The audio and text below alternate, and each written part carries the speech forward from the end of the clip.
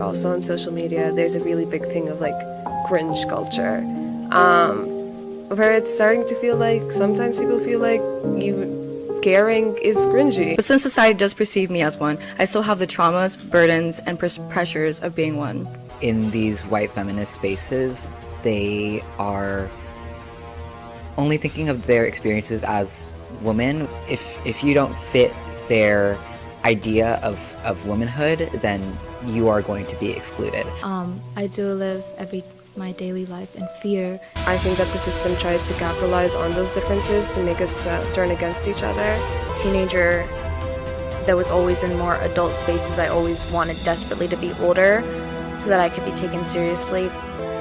Now that I'm just a little bit older, I have a sudden fear of being perceived as older and then being perceived as useless.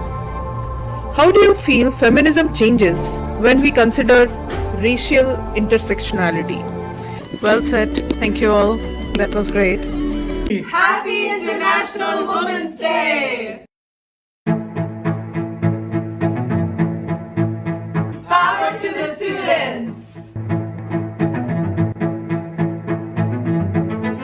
Watch us on YoIndiaTV! In ancient Indian scriptures, it is said, Yatra naryastu pujayante ramante tatra devtaha. Gods live where women are worshipped. In the holy scripture of Sikhs, which is the Guru Granth Sahib, it is mentioned, Sokyo manda akhiye jit jamme rajan, which means, why say bad to someone who actually can give birth to kings? March is Women's History Month. So let's engage in meaningful reflections about the sacrifices, accomplishments, and contributions women have made throughout the history. And also, let's discuss how societal inequalities have put women in a disadvantageous situation at times. We are joined today by young collegiates from the San Francisco State University and University of California at Merced, who will bring forth the most modern youth perspective and how the Gen Z thinks about the women and the society at large.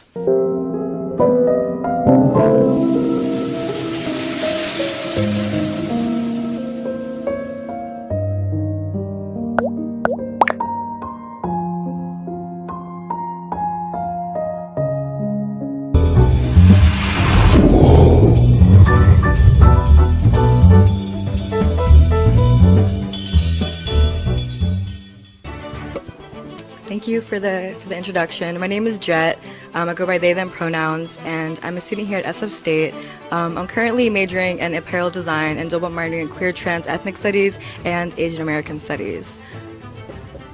Hi, my name is Jasleen. I use she, they pronouns. I go to San Francisco State as a sophomore studying political science, minoring in race and resistance studies, and minoring in computer science. Hi, my name is Laylee. I'm also a student at San Francisco State University. I'm Sahiti. I'm a sophomore at UC Merced, double majoring in political science and economics. Hi, I'm Tula. I'm a first year at San Francisco State University, and I'm majoring in race and resistance studies and minoring in queer, trans, ethnic studies. So what does being a woman, to all those who identify themselves as women, what does being a woman mean to you? And in general, how do you find yourself stronger and weaker in different areas compared to men of your age? What is the role of societal inequities in bringing a place of such disadvantage, if it has? So I wouldn't really consider myself a woman because I'm non-binary, but I still identify with womanhood since I was socially labeled and conditioned as one growing up. So in other words, I don't necessarily align with being seen as a woman. I feel like I'm just me, and I own and abandon all labels that gender can impose. But since society does perceive me as one, I still have the traumas, burdens, and pressures of being one. I feel like on its own, being a woman means being intelligent, strong, adaptable, and fierce despite what society tries to tell us. Even though I know to be a woman ultimately means to be strong and sharp, I know that many disagree with me. I definitely do find myself disadvantaged when compared to men my age in so many different sectors of my life, and I must acknowledge the political aspects if I want to get to the societal. In a systemic manner, my rights are stripped constantly, and the most perfect example is how Roe v. Wade was overturned in June 2023. Essentially, a constitutional right that was upheld for nearly half a century was reversed. Basically, it was rights covering how to have an abortion, rights for like reproductive care, and much more. A state can now force someone to bring pregnancy to term, even at the steepest personal and financial costs. It takes two to create a child, but somehow the one that is capable of bearing one is forced to stay and keep it, to raise it in a world that claims it's pro-life, but fails to offer these children and families the bare necessities: water, food, shelter, healthcare, resources, etc. For even the situation in Palestine, women and girls are forced to use tent scraps for their periods, and women are dying from infections for this. There are pregnant women with no resources for them to deliver or be well fed, or even well taken care of. There are many genocides occurring, like in the Congo, Sudan, etc., and it's very much a feminist issue, a human rights issue. I see the way this inequality echoes even into my interpersonal relationships and social life. I don't know a single woman above the age of 16 that hasn't felt assaulted, harassed, pushed, forced, or made extremely uncomfortable due to the advances of a man. Patriarchy is an illness that is used to further dehumanize and absolutely everyone involved, including the men. It sells these men this false illusion that sex and power is gratifying, and it further isolates men from genuine love and connection, something that we all crave as human beings, at the painful expense of their female counterparts. Under patriarchy, women are seen as sexualized or invisible, if we are to be of use or nothing. It even extends to the internalization of most women I meet, feeling like there is always a condition to being respected and loved, and even then stuck in a cycle of feeling like it can never be true due to the external conditions. Under patriarchy, being a woman means never being too much or too little of anything. It means that since we are young, we are unlovable unless we can prove it, and even then it never ends. It has turned our perception of a life that should be free into a life of deep insecurity and painfully Sisyphean performance. Despite this reality, I believe with persistence, radical optimism, and collective effort that we can be militant and true liberation for women. Well said. That was really well said. Thank you for your response, Jet. For me, I love being a woman. I embrace my womanhood very much, and I'm so grateful to be one, but I experience a lot of hardship every single day from being a woman and being perceived as a woman in so many different areas of my life, not being taken seriously, being degraded constantly. But for me, the reality that I face the most is honestly just danger and safety. I don't remember the last time that I have felt safe. Yeah, I can't remember. I don't feel safe at school. Even if it's in a classroom with a teacher in it, I don't feel safe in my own home. I don't feel safe at work. I have male friends, and maybe when I'm around them, then I might feel safe, but that's a sad and a degrading way to live. And more than that, it's real danger. Constantly living with the knowledge and the dread of, being attacked at any moment, and I don't live in a safe neighborhood, so that's a reality for me that I'll probably never escape from. So That was really well said. I have a pretty similar view as yours. I also love being a woman, and I really embrace my femininity. However, as Lily said, I do live my daily life in fear with every day. It's just like I don't remember the last time I felt safe. When I step out to go get some groceries, I feel unsafe. I always have to carry a pepper spray with me just to feel safe, and even then it's not enough. Yeah, that was also really well said. I don't know. For me, I was growing up, I was perceived as a woman, of course, and now I am seen as that less so. So it's been like an interesting transition from feeling really unsafe whenever I go out, and now feeling like, even though I still feel a lot of that fear, I know that isn't really the reality anymore. So it's kind of like I attribute womanhood with feeling unsafe, but I want to develop a new relationship with it, with seeing it as like a part of myself that's still there, even though it's not really at the forefront anymore, and still remembering those experiences so that I can continue to fight for women's liberation everywhere. So the next question hovers around social media. The impact of social media in today's world is huge, and with information flow and access that is brought by social media, we see a lot of messages and communications in a very rampant way. People with malicious intentions have also used this to harm the society. We have seen this manifest in several forms, like the high school student who jumped off the Golden Gate Bridge in San Francisco and got rid of his life at such a tender age. Teenagers who were playing a certain game online were pushed into suicidal tendencies. Young girls, mostly high school teenagers, who have got depressed because a lot is going on around them that is aggravated by social media in different dimensions. Toilet seats being damaged or removed in American public schools by high schoolers. And I know there are many more examples, and you have seen and faced and undergone a lot as well. So how do you see the impact of social media platforms in your lives and lives of other young women? And how do you think the risk associated with their adverse effects can be effectively mitigated? And can it really be actually truly mitigated?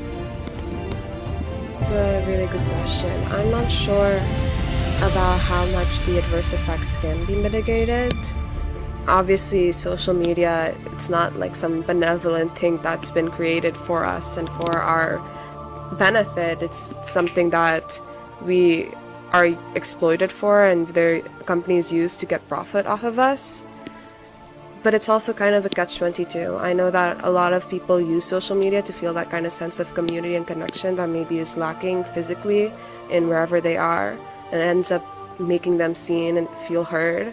And it's also an avenue a lot of people first learn to like have the specific words that ultimately they really identify with, and before that no one was around them to be able to tell them like, this is an experience, this is how I felt, and sharing like their stories. So in that way, social media is definitely really good, but as you said, there's also like a whole other side to it. There's also a lot of hate on there. There's also like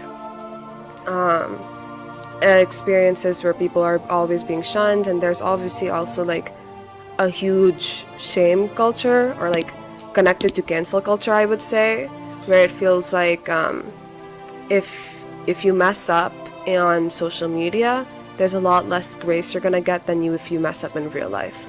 Or if you do mess up in real life, you get a lot less grace now, I feel like, almost because of the culture that's already on social media.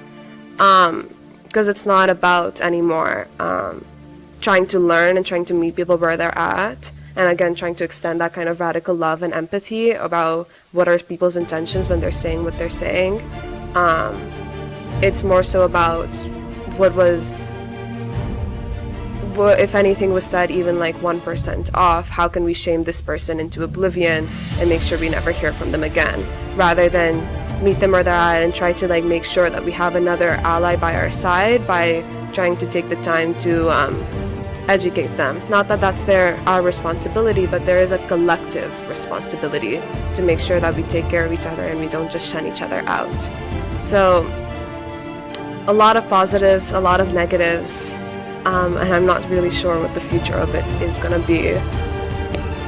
That was a beautiful point, especially with the radical love and how to not shun people and actually like try to educate them, because that's so important. And again, it's another ally if we can do a good job educating them. And like you said, it's not a responsibility to do so. But I did want to also say, like, I have a similar view as what Jasleen said. There's a lot of positives and negatives, and some of the positives I would say is definitely there's a lot of knowledge out there.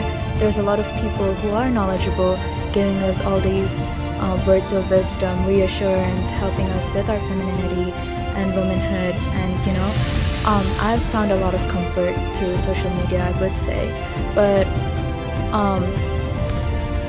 But I also know that on the adverse effects of it is obviously beauty standards, and how beauty has been correlated with womanhood for the longest time, and that's what I always have a hard time like trying to figure out, like how do we even start like dismantling this, like how do we even start addressing this.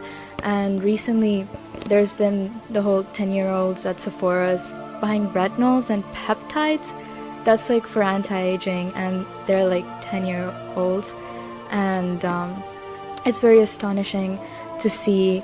And obviously, to a certain extent, I think even though I don't want to hold older women, like even people our age, accountable, I do think it would help to be more responsible with what we put out there on social media, so that we know that we're creating a safe space for the younger generations. You know, it's even if you're promoting retinol, and it's okay to like say you want to look younger and use anti-aging creams, but maybe throw a note of reassurance in there. You know, not everyone has to conform to this, and this is for like people past like 20s or 25. And again, we also need to start really addressing the whole anti-aging and looking a certain way, having certain features, because again, they inherently stem from Eurocentric beauty standards and the fact that women are objects of some sort of desires and fantasies for men, than giving us the chance to embody our true selves that we were naturally born into, than waking up every day and oh God, I look so fat today, or fixing myself up today, or something like that. To think that 10-year-olds wake up and put retinol on their skin, that just tells us how quickly social media has grown, and where we will be if we do not start taking responsibility as young women, especially when we did talk about older women before and how they have said some harmful things, but also they've been supporting us. We are going to be aging, and at one point we will be the older women, and I think it's important to learn how to be responsible for the future generations and work towards that safe space for them. Yeah, thank you. That was really well said. I believe social media exasperates a lot of already pre-existing aspects, which can vary from extremely harmful to helpful. Like what you guys touched on. But I do see how impactful it can be for me and other young femmes and women to use their voices and platforms to foster a strong sense of community.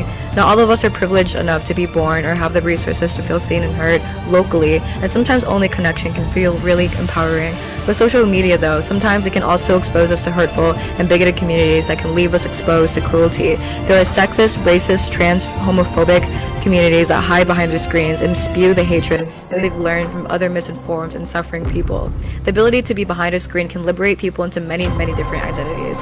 There's a high risk when you are online, and I think it can be mitigated by maybe just not completely, but a little bit, through practicing internet safety, trying to always stay informed. Internet safety can include using a different name, adding two-step verification to your social media accounts, using different passwords, generally just being more discreet about hyper-specifics about your life that can give your location or personal information away. Staying informed can mean researching people and communities that you interact with.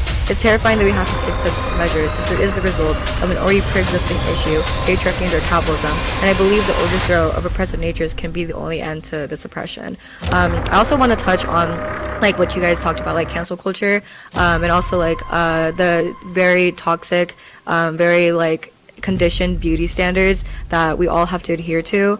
I don't believe in cancel culture. I think it is harmful. I think people do make mistakes, and it can hurt people, and these people deserve to be feel seen and heard, that when they are hurt, and also be apologized to. But at the end of the day, we're all people that can be made unities with each other, and I think that we deserve to extend more grace and compassion towards these people, and try to understand where they're coming from, because ultimately these people are also suffering, and they're also under the same issues that we all are. Maybe not all of them, but a lot. We can still share a lot of them, a lot of oppressive natures. I also want to touch on aging.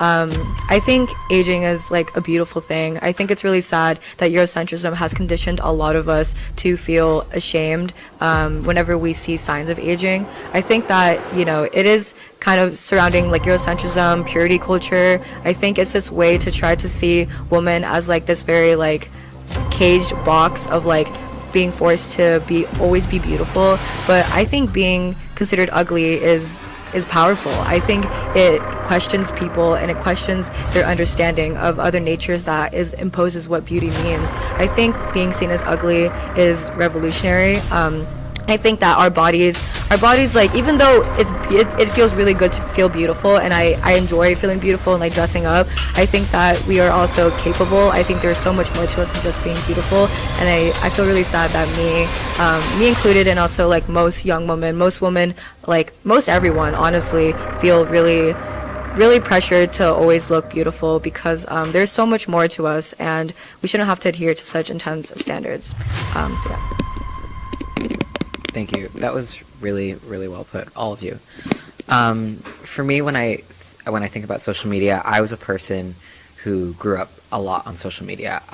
Like when you talk about like people who found their identities through there, that was like me. You know, I remember like going through different social medias and learning about these different identities and being like, oh, this puts words to what I'm describing. So I think in that aspect, social media can be really wonderful for like finding community and finding these identities that like can put words to like what you're feeling. But also it is really a double-edged sword, because that also fosters other communities who don't really like, you know, who you are. So but I think a lot about what can be done in the future to mitigate the like negative social media responses. And while I definitely don't have a clear answer, and I don't know if we ever will have a clear answer, I think something that's really important is making sure that we have these communities in real life that reflect the communities that we find on social media, like in positive ways, not like the bigoted communities or whatever. But I think a lot of the loneliness that stems from social media and a lot of the insecurities are because we're seeing what's happening in social media, and we're in this echo chamber, and social media is like a magnifying glass of all of these issues. So when we're seeing it through that magnifying glass and within that echo chamber, and we can't get out of it, then that's when we may be driven to like do drastic things. But I think once we like making, like what you said, with like a collective responsibility, I think we have a collective responsibility to be in community with each other and to show up for each other, so that we can be there for people who, okay, have found like the like beginnings, the roots of their identity on social media, and they're able to carry it on into their everyday life, and they're able to feel loved and supported outside of these means. So yeah, and in terms of cancel culture, I also don't believe in it. I think social media, while it is ever changing in terms of like trends and in terms of like the people that we see on there, I also believe it's really stagnant in how it views people and personalities and just like how we grow. Because I think I am not the same person I was like even a year or two ago, you know? And within social media, if you say something that is, you know, not okay, but you're not allowed the space to grow, and you're immediately like harassed off of social media, and they reach out to you in real life. Of course, like this isn't accounting for like really, really egregious forms of like bigotry, but like when people just don't know things, because in social media we are expected, because we're so connected, we're going to know everything that's going on, then that doesn't allow space for people to grow, and then that can cause resentment in people and cause them to turn towards these more bigoted forms of thinking, because they're like, oh, okay, so I said this thing wrong, and therefore this community didn't like it, and so they lashed out at me. I'm going to turn to the opposite of that. So that's why I think it's really important to build these spaces in real life, to make sure that we have support for these people, and we have support for everybody, so that they can continue to find themselves outside of social media and get out of that echo chamber and get into yeah, just really take on that communal responsibility of being like, hey, you found yourself through this, this is the history of that, here are these people in real life, we are still here, you know, because being queer is very important to me. I found that I was queer through like researching on social media, and I found out I was trans through social media. But then when I stepped out of those spaces and I came like into mostly college, honestly, and I came into college and I found those people in real life, that's when I really started thriving.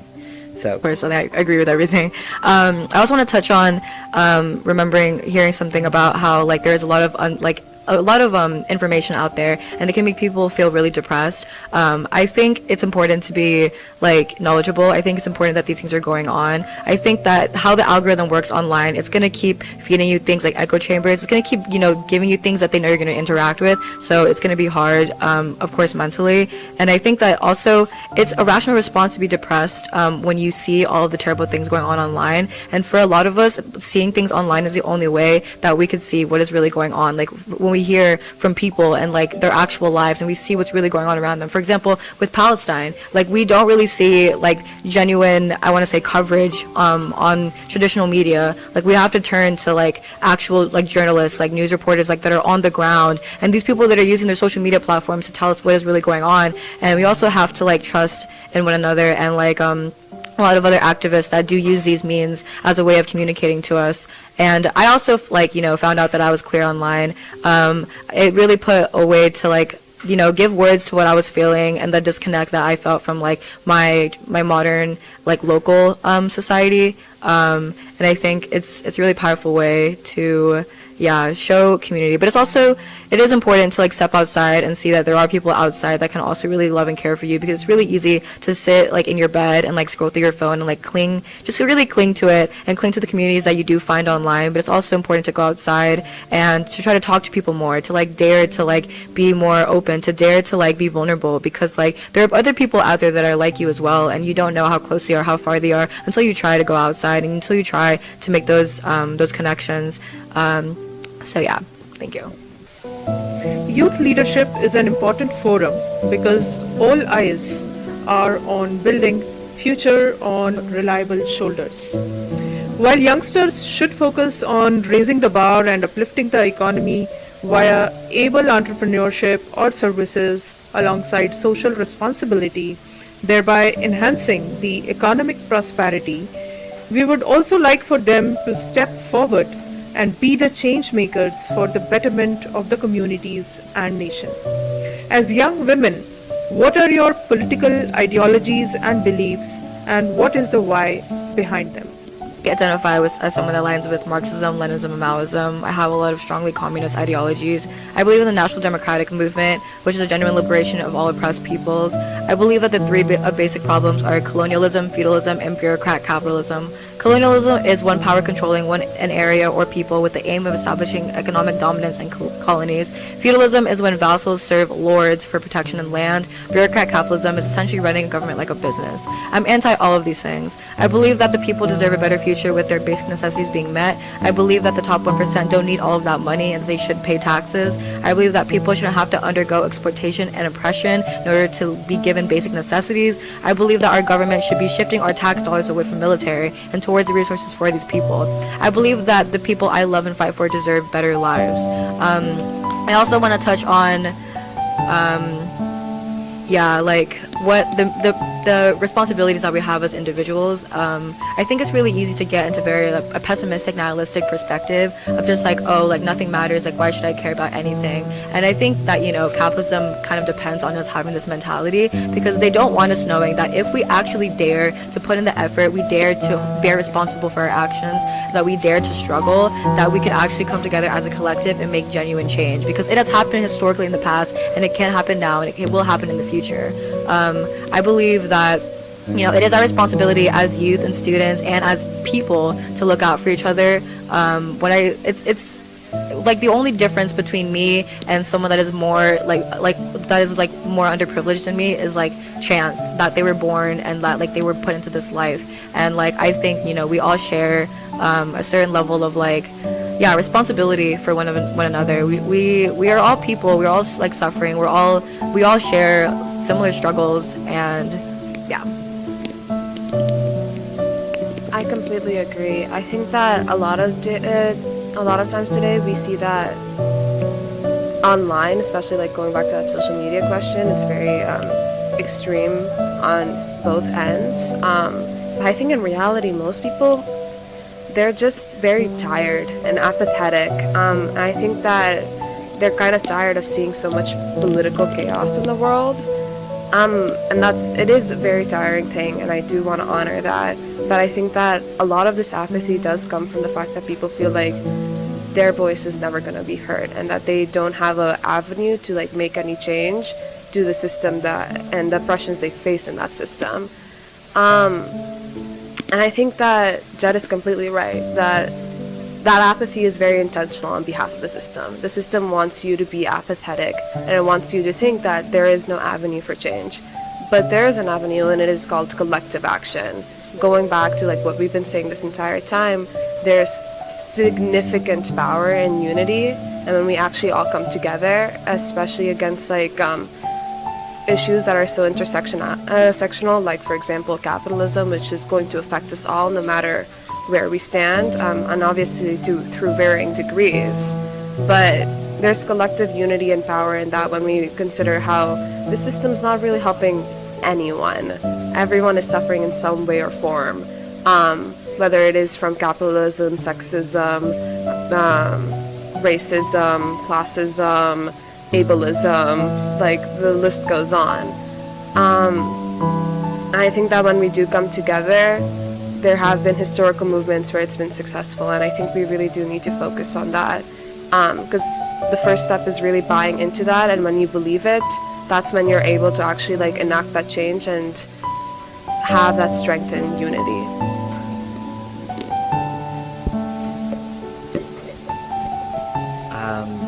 Yeah, in terms of where I identify politically, I am a leftist. I definitely align with a lot of communist ideologies. I am an abolitionist. I believe in true liberation. I am a decolonialist. I believe that, like you were saying, like 3 basic problems. Like, I think everything in one way or another stems from colonialism, and therefore it stems from capitalism. So I believe that, you know, the youth today, we have a lot of responsibility on our shoulders. We have grown up in a very, at least in the Western aspect of it, we've grown up in a very individualistic, capitalistic sphere where it's kind of like an every man for themselves mentality. So I believe for our collective liberation, I believe in mutual aid. I believe in community. I believe in breaking out of these individualistic mindsets and focusing on what is the system that we're all struggling under right now and what can we do about it. Because the system, as it is, as it's built, isn't corrupt. It is functioning exactly how it was intended to function. So I believe that in order to uproot that, we need to uproot the entire system and focus on community and how we can support each other in these times, because it's just going to get harder, but that doesn't mean there's nothing we can do about it.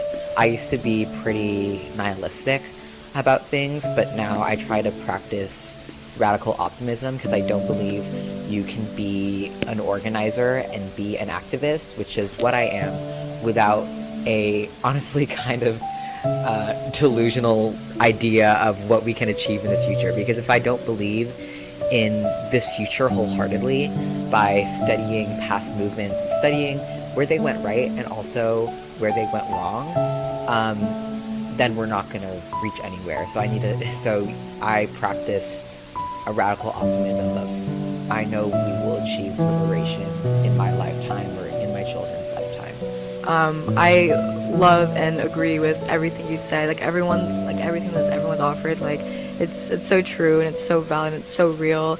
And yeah, like as an activist, like you do have to be a little bit delusional, but also like people are delusional casually in so many other ways. Like might as well make it at least for the better. Like I believe, yeah, in abolition.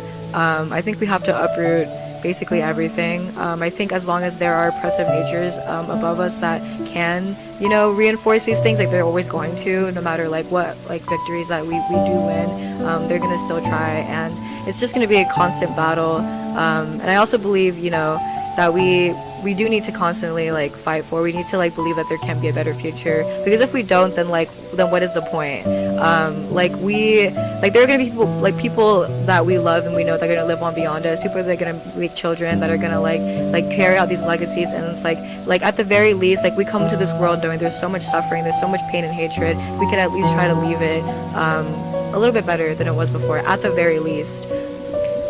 I'm also a leftist and evolutionist for the same reasons everyone mentioned. And I agree with the radical optimism thing, and I think it's works kind of like almost on a manifestation.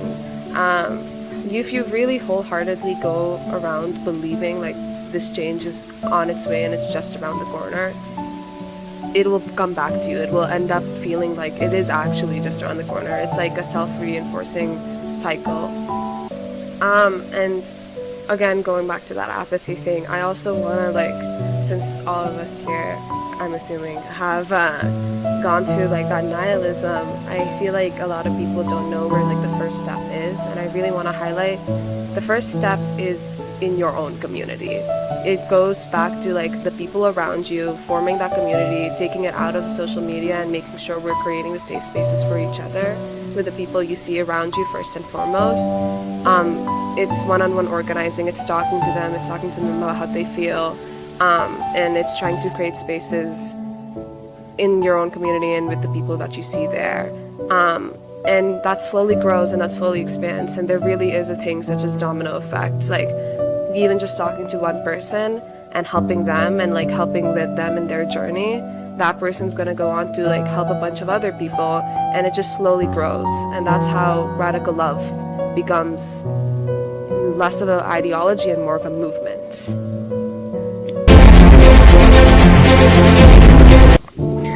So USFA is a melting pot of disparate races and cultures. We see and hear from the bylaws of the land on equality and liberty, and yet it is not uncommon to see both explicit and settled attacks, including discomfort in dealing with certain people or being in certain places which are dominant with a certain class of people. How do you feel feminism changes when we consider racial intersectionality? Have you seen a gap in how people address feminism when it comes to racial intersectionality? Okay, so yeah, I feel like feminism does change when we consider racial intersectionality. I feel like it becomes better and more true.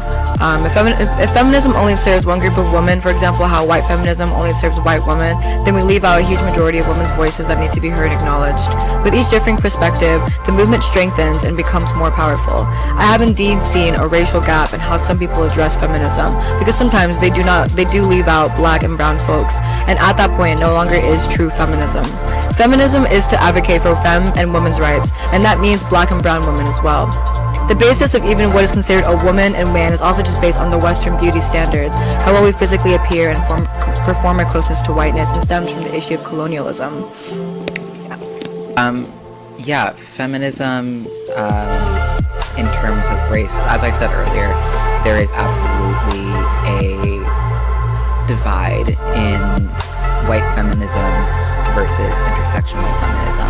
When we don't consider race and we don't consider class and we don't consider all of these aspects, but first and foremost race, because that is what people see first of you, then we are not achieving true feminist liberation.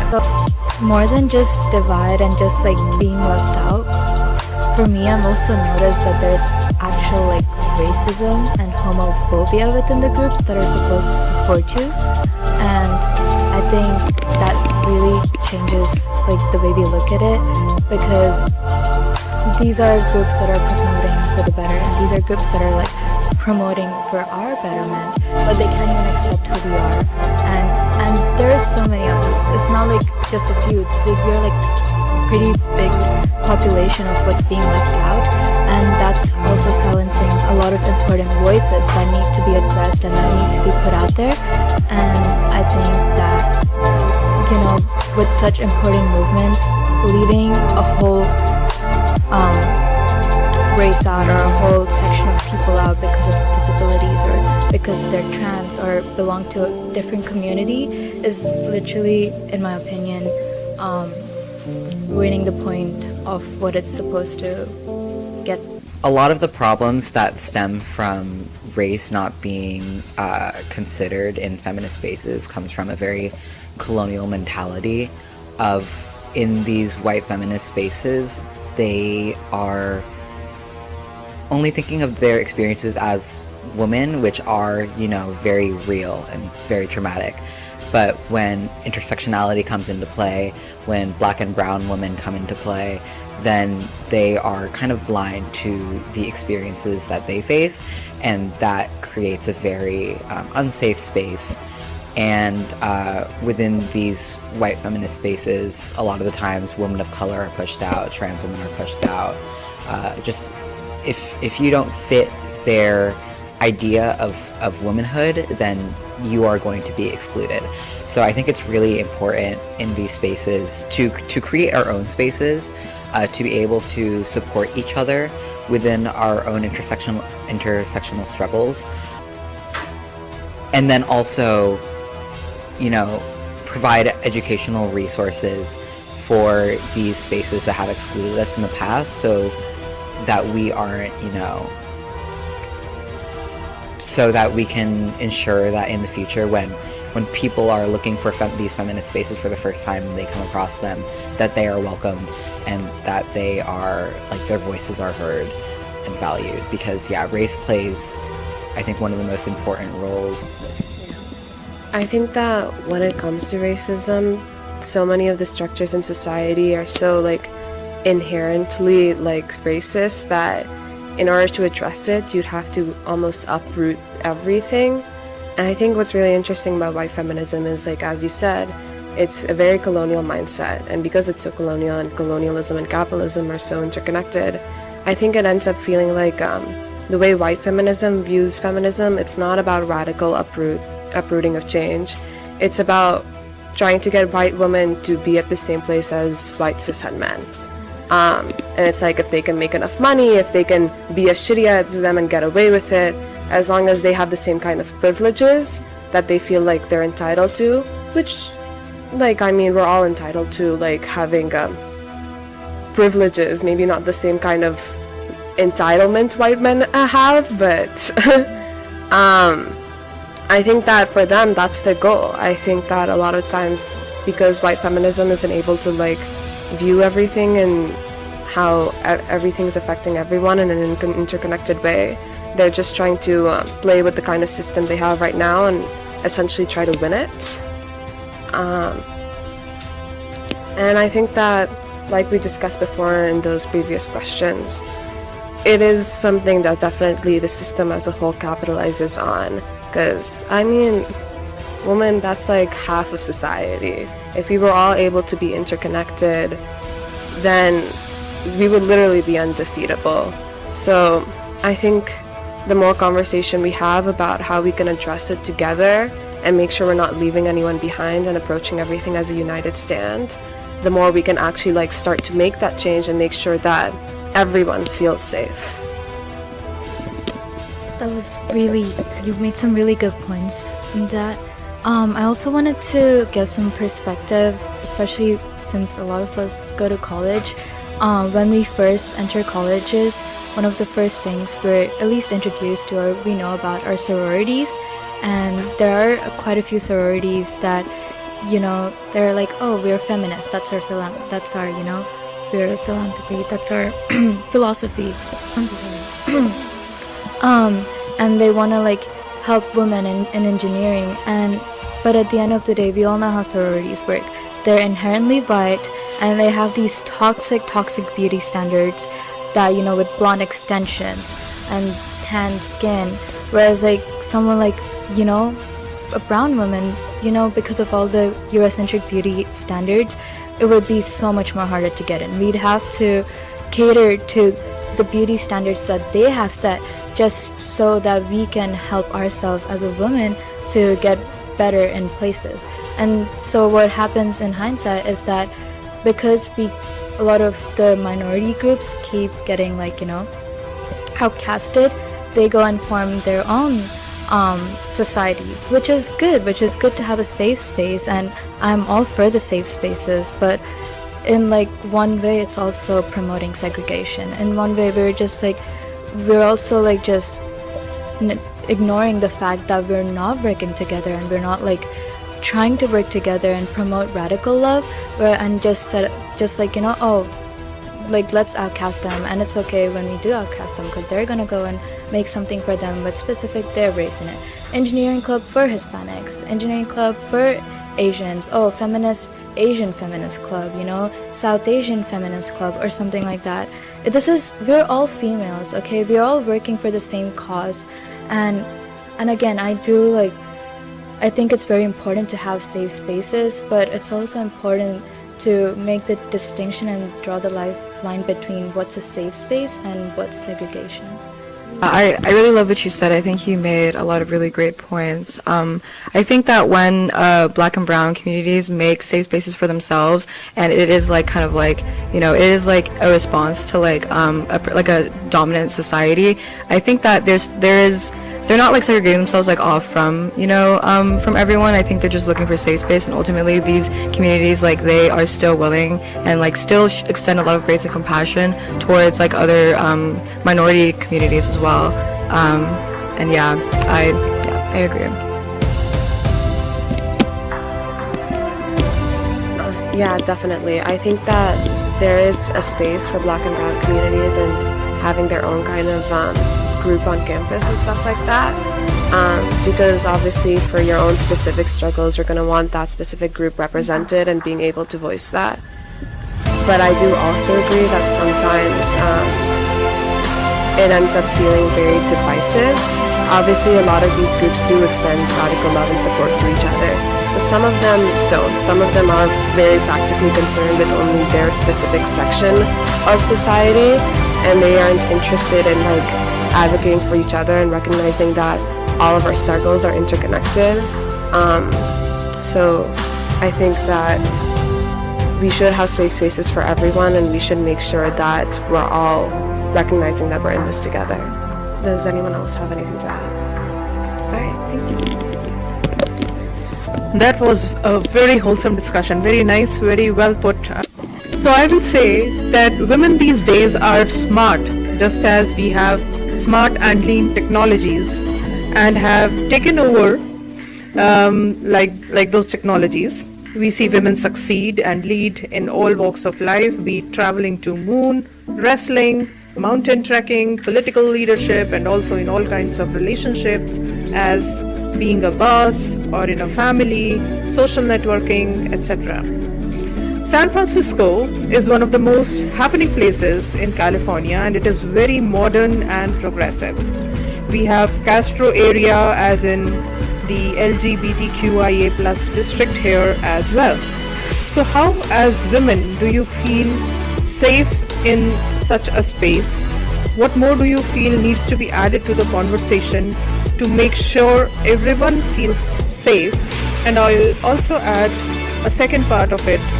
How do you feel the conversation changes when we consider LGBT intersectionality in feminism? Thank you. For me, to be safe means being in a space that has physical, emotional, and spiritual liberation. It means knowing that I am seen, heard, respected, and free. In order for everyone to feel safe, I believe acknowledging the political situation and prioritizing intersectionality as an incredibly fundamental aspect. How can I feel safe if I'm in a space that doesn't acknowledge the systemic material conditions that force us to become oppressed in the first place, such as patriarchy? To me, it means acknowledging that we are all struggling, but united and deserving love and respect. For me to be safe in a space, I want to know that my Black, brown, disabled, queer, trans, undocumented, femme friends and acquaintances, and etc. are loved and heard. It means allowing and encouraging one another that we are allowed to and should take up space, and that their presence and perseverance is a blessing. And how does the conversation change when we consider LGBT plus intersectionality and feminism? I feel like the conversation for feminism changes when we include LGBT plus intersectionality because it becomes better and is necessary for true feminism. If it doesn't make sense to exclude a whole wide array of people just because they love or present outside of the traditional norms. It's important to include queerness into intersectional feminism because the study of gender and sexuality is intertwined with racism and racialization processes, European border regimes, the legacies of colonialism, and the political projects of Europeanization and cultural imperialism.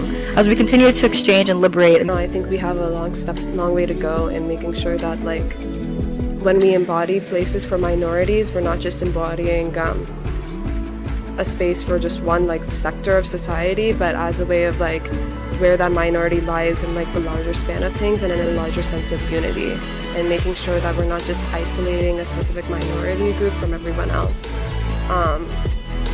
So yeah, thank you. Well said, Tiffany. What both of you two said is very interesting. For me, I don't think I've really been thinking about safety in terms of having a place where, you know, my identity and my experience is recognized and heard. I think the way I live my day-to-day life is just in fear of physical safety.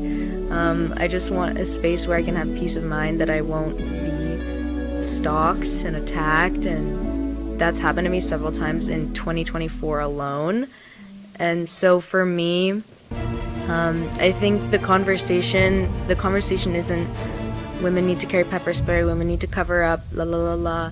The conversation is how has the systemic objectification of women caused men and other people to even have a mindset like that in the first place. And that's so deep running. I have no idea how to fix that problem, but it's something that affects me.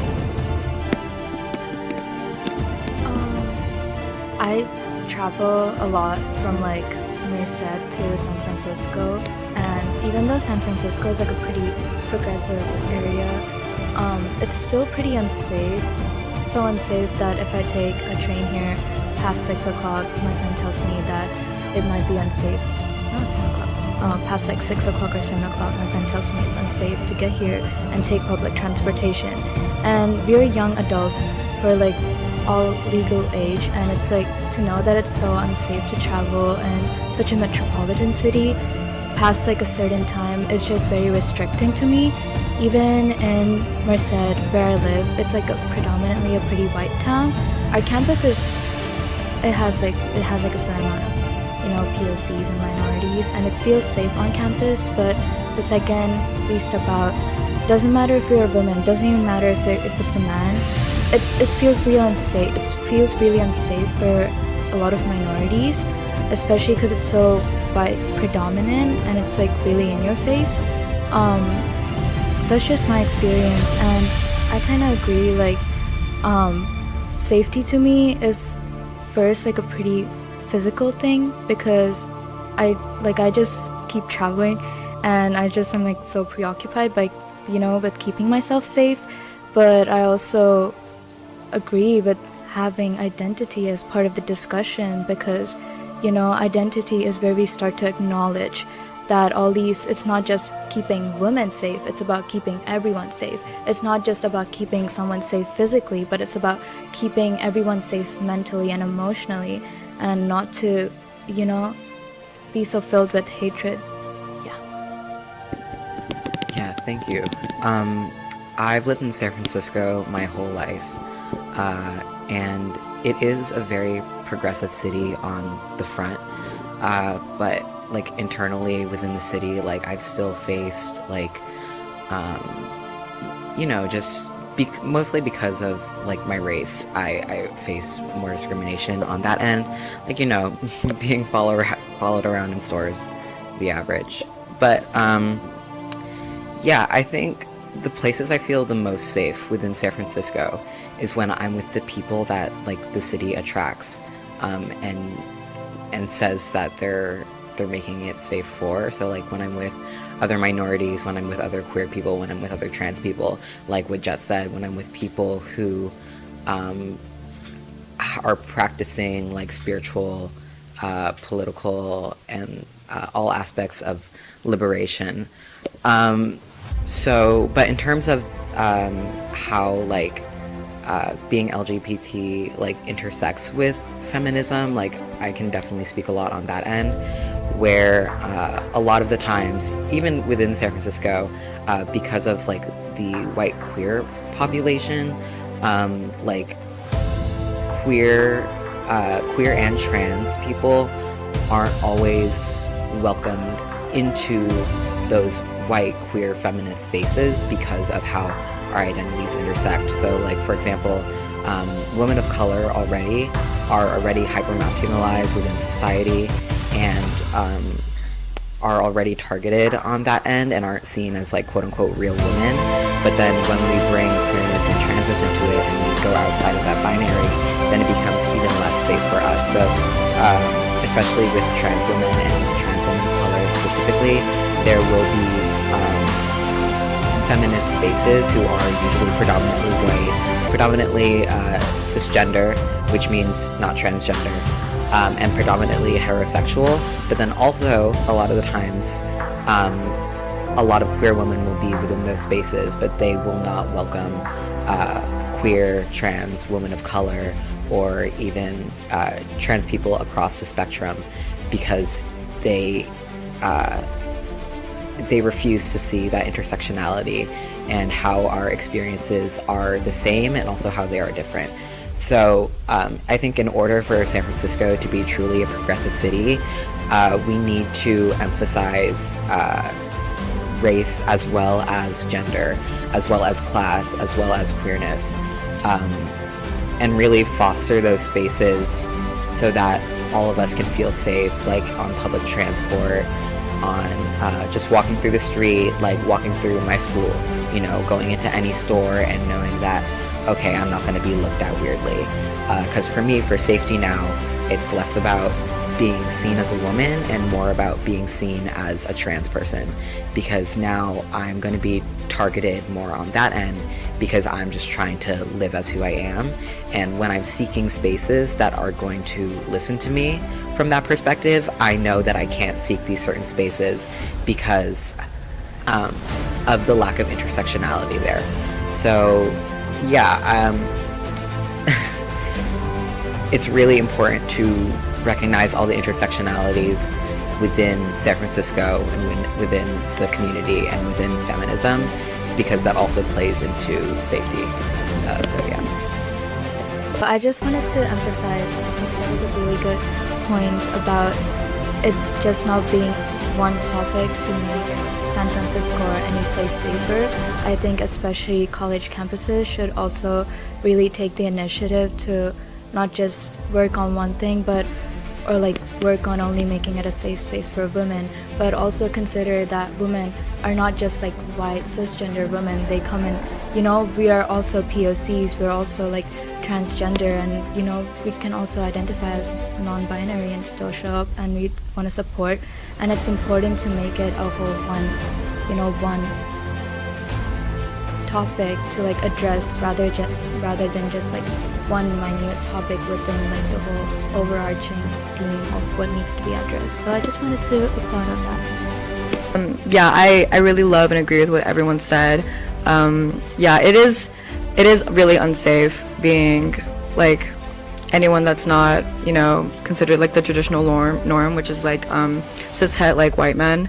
And we definitely can't address just one aspect of people that are oppressed without also, you know, talking about all the other sections, all the other intersectionalities that we have to address, such as like being like black, like queer, being brown, being disabled, being like trans, like etc. Like there are so many different sectors, and we have to liberate one another because all of these things are deeply intertwined. Like race and gender are very intertwined. So yeah, so the basis of even what is considered a woman and man is also just based on the Western beauty standards, how well we physically appear and perform our closeness to whiteness, and stems from the issue of colonialism. For example, the Western media tries to convince the society that Asian women are naturally submissive, black women are naturally aggressive, and further distorts this reality that the farther we are away from whiteness, the more uncivilized, inferior, and unlovable we are. The ways we define sex and gender today are not natural or universal, but rather are ultimately and intimately bound up with white supremacy. Our understandings of both sex and gender are informed by white knowledge systems that can be traced back to the colonial period. These knowledge systems demonized and attempted to erase gender variance, or anything that did not fit neatly into Western understandings of sex and gender. Some Black, Indigenous, and POC non-binary individuals assert their gender as a rejection of these colonial legacies, but also as a defiance or interrogation of the categories of womanhood and manhood that were never designed to include them in the first place. The stories of BIPOC, non-binary, and gender-expansive people are the stories that we must be centering, since gender cannot be understood without race. We must decolonize gender if we are to defy white supremacy and fight for genuine feminist liberation. So youth is someone we look at as future torchbearers of the society. The way you think, the generational trends, impact of latest technologies like Gen AI, drifting away from radical cultures that were deep-rooted in traditional societies that shaped women of that era into legacy traditions that may not have a great rationale are some of the factors that impact today's youth. How do you find yourself as similar or different from women who are middle-aged or senior citizens in today's world, and how do you deal with that delta? I find myself united with middle-aged and senior women in the way that there is usually a deep understanding and collective fear of wanting to protect one another due to realizing a common enemy, which is patriarchy and more usually perpetrated by men. I think of when I was 16, there was an old woman that pulled me away and protected me from a strange man following me on public transit. My mother never allowed me sleepovers if there was men in the house. My mother tried to cover me up and throwing panic attacks when I didn't. Older female coworkers making me meals when I was hungry or letting me linger when I needed to. Sometimes older women, like my own mother, say or do hurtful things to try to shield me, and it hurts me a lot. And sometimes a little distance is necessary, depending on the extremity of the situation. But I believe through compassion, community, connection, and the desire to struggle through, that we can continue to persevere and liberate one another.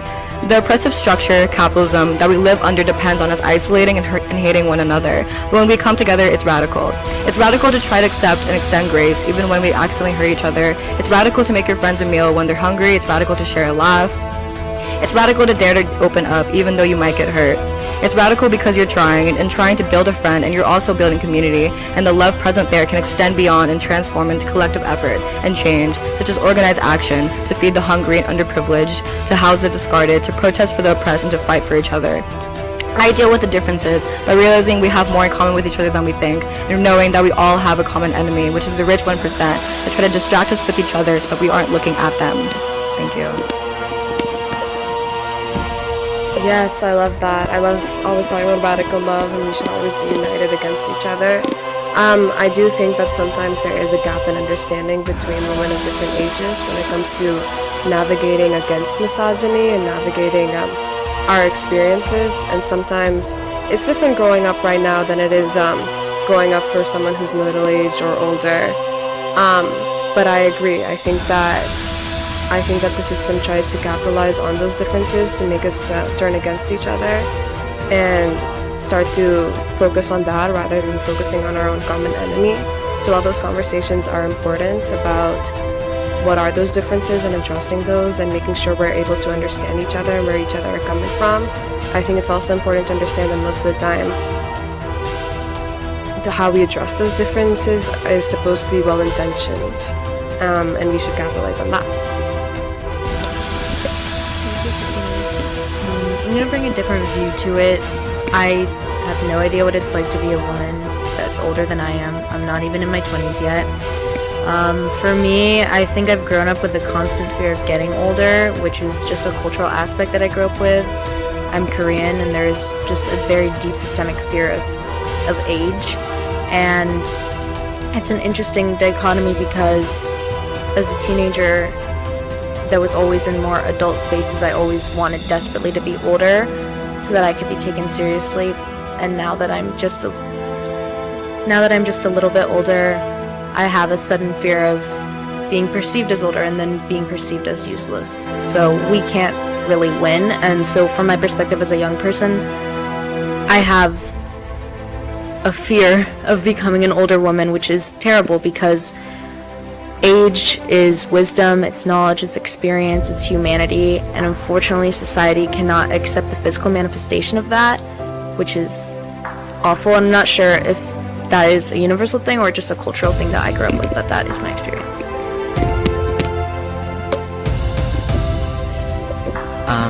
Thank you. For me, when I think about my relationship with like older women, I think about my relationship with my aunties. I love them a lot dearly. But you know, they say things that are hurtful to me sometimes from the perspective of being older women, from the perspective of, you know, being immigrants, and growing up in a country and a system that was not made for them. So, you know, when they tell me to always dress modestly, or, you know, girls these days, they don't cover up as much, or they tell me not to get any more piercings or tattoos, I know that they're coming from a place of genuine love and care, and even though those things can be hurtful, I really try to keep the perspective that the reason that they're saying those things is because of what they have like been conditioned to think and what they were thinking for their own survival. So yeah, I think with what Jet said, we need to practice radical love and radical care for the older women in our lives, because they have lived through so much and experienced so much. And it is really important to listen to them tell their stories and share their wisdom. And I think it's also important for us to share, you know, like our modern perspective of our own lives with them and be like, hey, I know you grew up with these perspectives and they have served you and they have helped you survive. But, you know, it's also okay to, you know, take a step back and be like, hey, it's okay that I'm getting all these piercings and tattoos. I swear, I know my body is a temple. I'm just decorating it how I want. So, yeah. Thank you. I completely agree with what both Jet and Jola said, and also what Laylee added onto that. I do want to also highlight that while we're giving older women that radical love and like empathy for where they're coming from, I think it's also fair to ask for that same kind of radical love back. There is adultism in society. In general, youth don't get taken seriously nowadays. We're always being told, like, you'll know better when you're older, you don't know what you're talking about. All of our experiences are disregarded in some idea that one day, like, we'll feel differently and that we're just too young to understand. Even though we have the unique experience of being a young person at this specific time in our life, and while the older women grew up with the experience and have that kind of wisdom that we definitely want to acknowledge and like make room for, it's also important for our experiences to be acknowledged and made room for, because they won't know what it's like to be us either. So in general, adultism is there, and on top of that, women in general, they get taken less seriously no matter what age they are. So when you combine those two, as a young woman growing up, it also hurts the most when it's older women telling you and disregarding your own experiences, because those are the people you want to be there by your side. So I think it's important to definitely be careful and slow and make sure that we're coming at that same understanding, but also making sure we stand up for ourselves and making sure we're having our own experiences heard as well. Radical love goes both ways, for sure. Well said. Thank you all. That was great.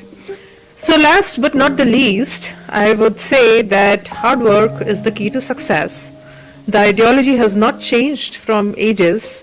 It continues to be the universal truth, although work smart now goes as an integral part of any job to be done. So what's your motivation of performing, and at this juncture of your life, what are you aiming at? So what's next that you would want to share with all the viewers of YoIndiaTV and fellow teenage girls and young women and inspire them? I agree it's important to work hard. I think, you know, it is inevitable, and I think a lot of people at their core do crave putting in their energy into something they genuinely care about. I want to state that, you know, working hard, not to confuse it as like working really hard for a job that you really, really hate, and like not working hard for something that is like, you know, yeah, you don't, yeah, like I believe in like girl bossing or anything like that, for example. Like I feel like, yeah, you don't have to you can work hard at stuff that you genuinely really care and like liberate you. They're very unconventional ways to like live, and they're all very accepting ways. So yeah, I want to share to everyone that's watching that, you know, you are lovable, deserving, and you're beautiful and powerful. You're allowed to feel whatever you feel, whether that is angry or sadness or bitterness or loneliness or more. Your feelings are a rational response to an irrational system, and to remember your material conditions before being too hard on yourself.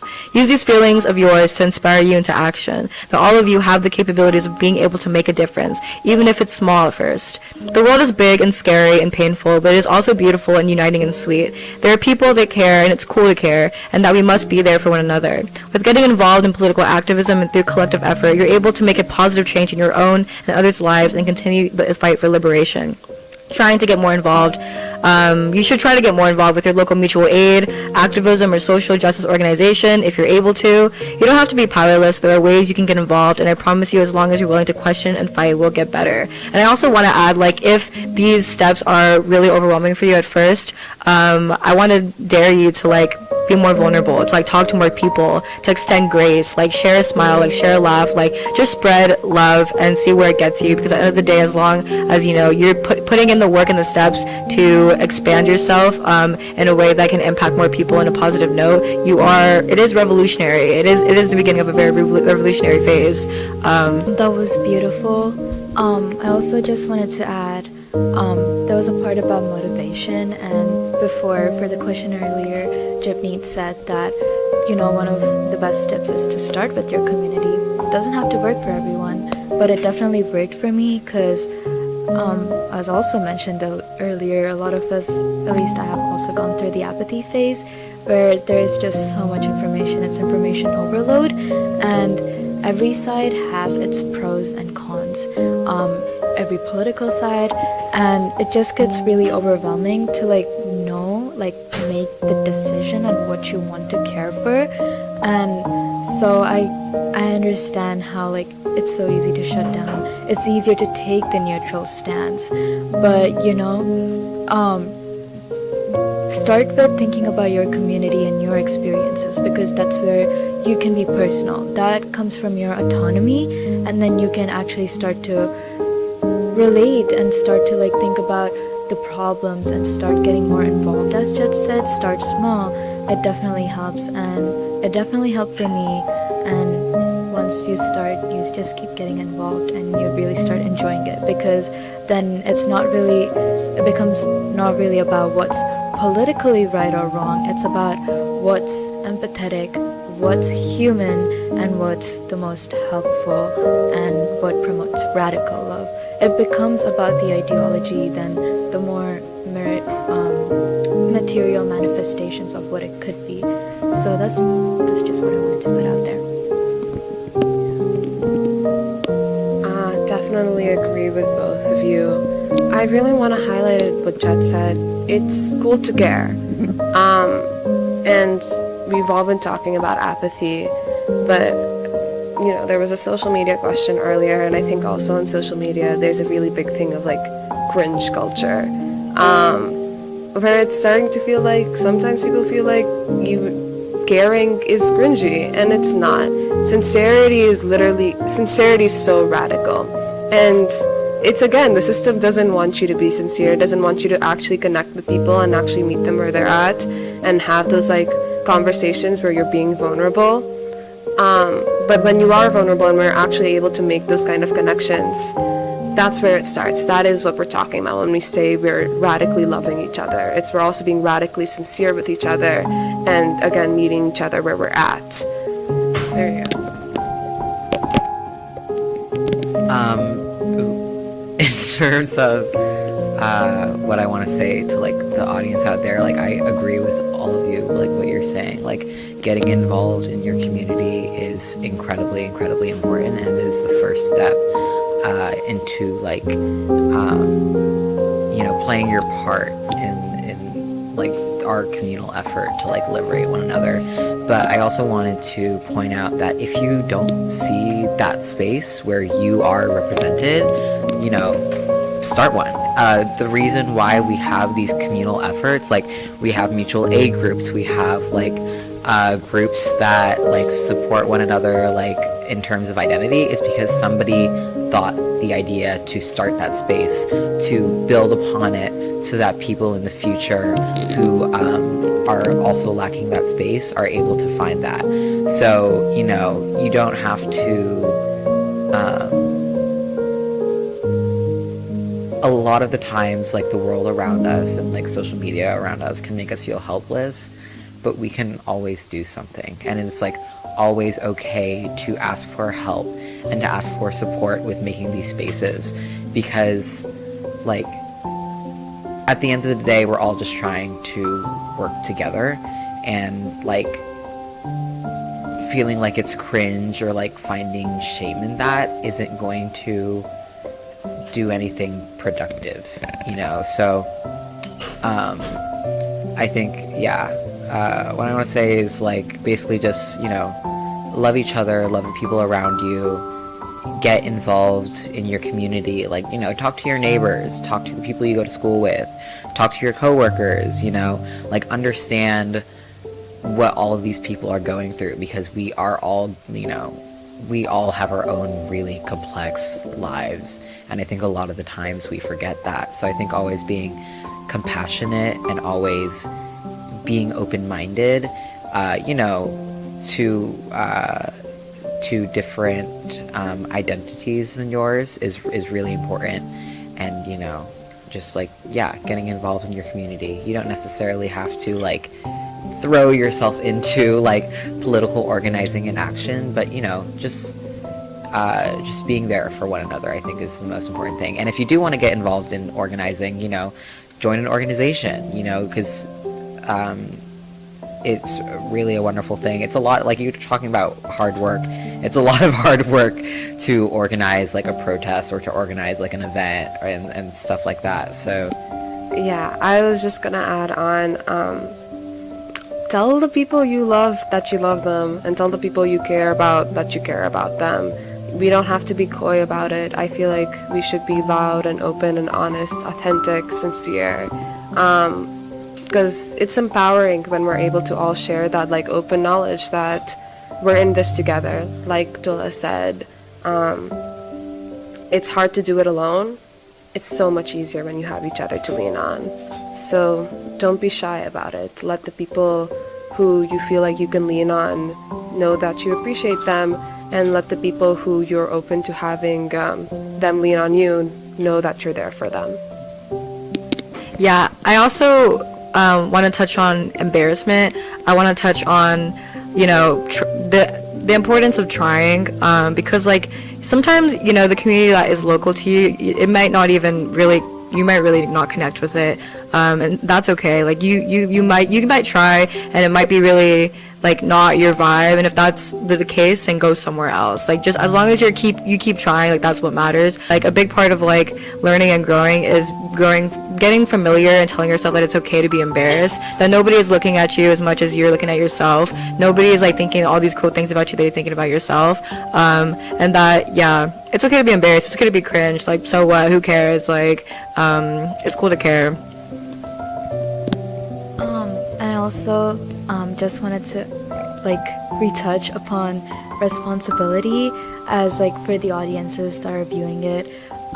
It's also, you know, one of the first steps you could also take is to reevaluate yourself and reevaluate if you're being a kind person to your kids, to your friends. Are you upholding them to like really, I don't know, toxic beauty standards or academic peer pressure? Those are something that really are important that, you know, like I think people should, you know, start being responsible about, because your actions and words in someone else's life really affect them. You and even the viewers that are watching it are like teenage kids, especially teenage girls. Please don't beat yourself up over these toxic beauty standards. If you all look the same, there is no point in us coming in so many different colors with so many different genetics and like physical features. If you all look the same, we're all gonna end up looking like the Barbie doll warehouse. That's not what we're trying to achieve. I think it's so important to embrace your natural features. Don't let some random brown boy call you out on your facial hair or smell, because it's so normal. It's human that you're born that way, and I feel bad for them that they don't understand that this is the most human and most natural and raw way of your existence. And if you just try to cover it up, you're losing yourself and you're losing a part of yourself. And please support your friends, and also for parents or elders, take responsibility for your words and be kinder to the younger generations, because again, you are the ones shaping the younger generations. For the first 2 years, a lot of young people, when they come in, they don't even know that there's so many ideologies out there. They just follow what you're telling them. So it's important to be respectful and kind about how you're giving your ideologies out there. And yeah, be supportive, and don't hold your kids up to crazy beauty standards or academic standards. That's just one thing I wanted to say out there, because to reach radical love, you also need to be knowledgeable and reach a place of genuine care and support. Yeah, to touch on how there's a social responsibility, self-reflect. Again, don't beat yourself up about it. We are all human, and we all do give each other grace and all of that. But also at the same time, with that grace that you're giving to yourself, because obviously you're always going to live with yourself, and you always have to love yourself and make sure you meet yourself at where you're at. Be intentional about the kind of energy you're putting out into the world, and intentional about the kind of person that you want to be. And that's all. Does anyone else have anything to add? Well, that was really insightful to hear you guys' perspective. I think that's a lot of learning for parents, for society at large, for everyone. I'm sure each one of you, by hearing this perspective, has had some thoughts that would drive positivity and goodness in society going forward. So I believe this was really very insightful, and each and every perspective was very real, very true, and some of it I felt was really coming straight from the heart. You guys have felt it, you guys believe in it, so there's nothing superficial in it. It's all very genuine, it's all very true, and it's really amazing indeed that kids like you, you're just college kids after all. You have so much of understanding, and beneath this is so much of deep love. It's coming from a feeling of love, a place of love, which is so very good, So thank you for being the sunshine for the society. Thank you for bringing this beautiful perspective. Thank you for making people feel that the world is beautiful if you behave the right way, you think the right way, you practice what you preach, and you are true to your own self. So with this, I would like to wish all the women out there a very happy Women's Empowerment Month. March is a very special day, and particularly March 9th, which is the Women Empowerment Day. May all these thoughts bring more empowerment to you, give you more positive energy and a more positive drive to the society, and wish that the gender equality stays, and everyone who is a human being lights up their soul in the brightest way and make their journey to the earth a grand success. So with this, I, Jasleen Khanuja, would once again thank each one of you, our wonderful panelists, for bringing your unique perspective in your unique personality. Thank you again, and wish you all the very best.